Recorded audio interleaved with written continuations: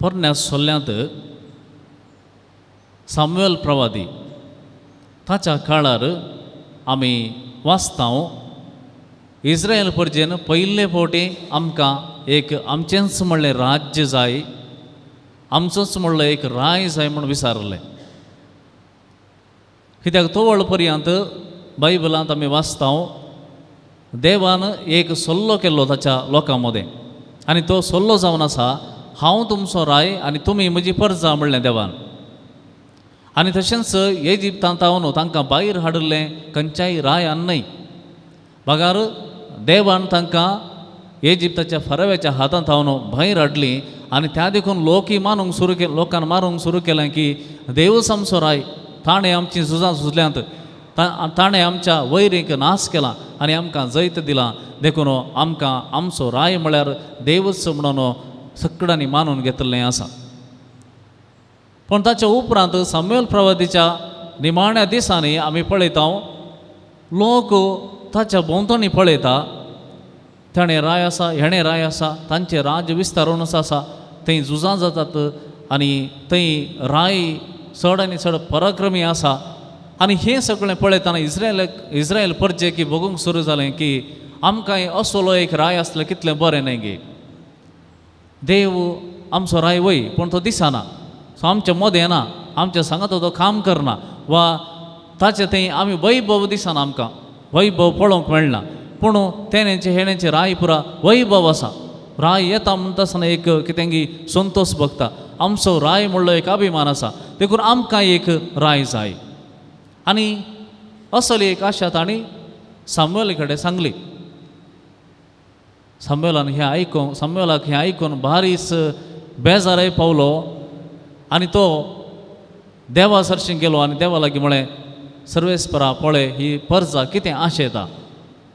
ताका मस्त बेजार जाल्लें, मात न्ही तांकां राग येयलो, कित्याक देवान इतलें सगळें कर न्ही, देवान इतलें सगळें तांचे बसत तांची झुजां झुजोवन तांकां सुटका दिले उपरांती हो लोक कित्याक आनी एक संवसारी रायाक आशेता गी म्हणून ताका बेजार जालें. आनी त्या वेळा सर्वेस्पर म्हणटा, बायबलांत बरयलां, सर्वेस्पर म्हणटा तूं कित्याक बेजार पावताय, ताणी तुका धिक्कार करूंक ना, तुका ताणी नेगारूंक ना, बगार म्हाका ताणी नेगार केला तरी पूण वडना, तूं वच आनी सावल म्हणल्या एका तरणाट्याक तूं राय म्हणून नेमाक कर, ताका मागून ये.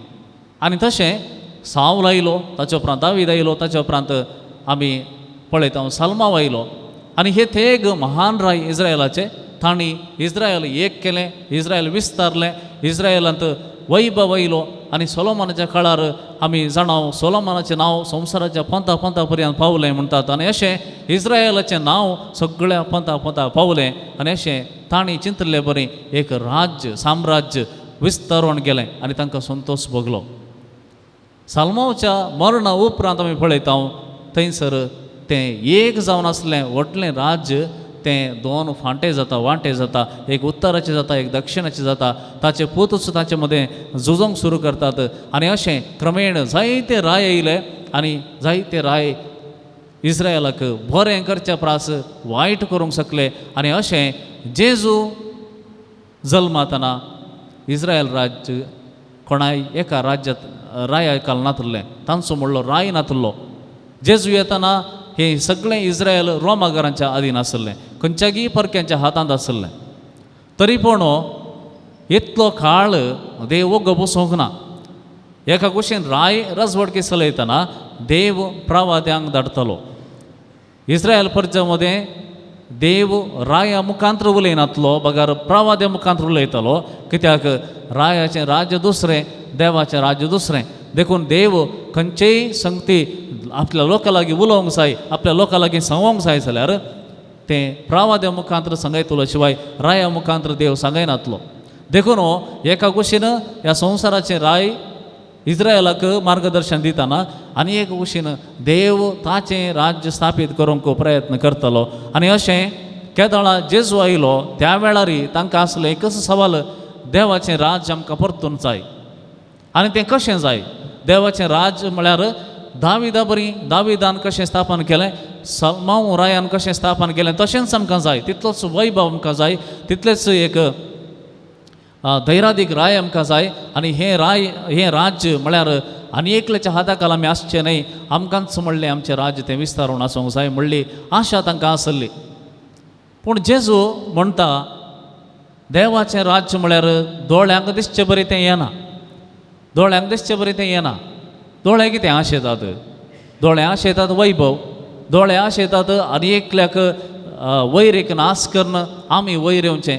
दोळे आशेतात चड आनी चड आमचें राज्य विस्तारून वचें. दोळे आशेतात हेरांक नाश करून आमी वयर येवचें. पूण जेजू म्हणटा असलें राज्य तुमी आशा नाकात, कित्याक असलें राज्य तुमकां दोळ्यांक दिसचें बरें देवाचें राज्य येना.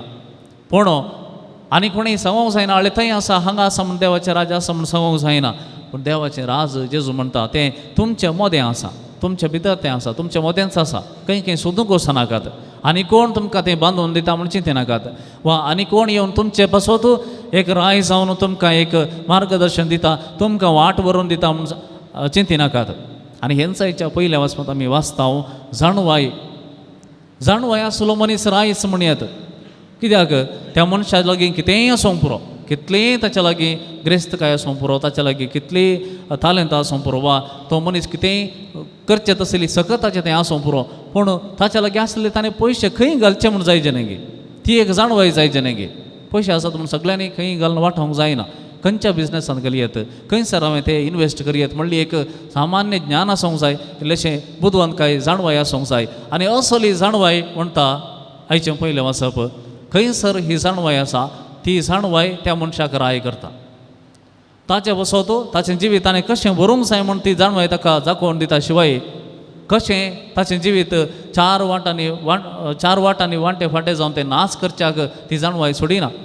कित्याक ती जाणवाय नितळ, ती जाणवाय अप्रतीम, ती जाणवाय कोणेंय ती मोलाक घेवंक जायना, ती देवातावन येता. आनी खंयसर ती जाणवाय देवाची जाणवाय मनशा थंय आसा तो जाणा थंयसर देवाचें राज त्या मनशा थंय स्थापीत जालां. तें देवाचें राज तुमचें मोदें आसा.